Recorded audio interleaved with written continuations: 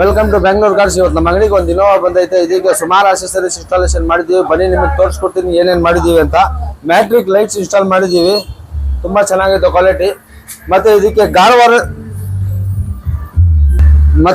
ಗಾರ್ವರದ್ದು ಸನ್ control film ಕೂಡ installation ಮಾಡಿದೀವಿ 50%. ತುಂಬಾ ಚೆನ್ನಾಗೈತೆ ಕ್ವಾಲಿಟಿ. ಇದೆಲ್ಲ ಔಟ್ಸೈಡ್ ವರ್ಕ್ ಆಯ್ತು. ಬನ್ನಿ ನಿಮಗೆ ಇನ್ಸೈಡ್ ವರ್ಕ್ ತೋರಿಸ್ಕೊಡ್ತೀನಿ.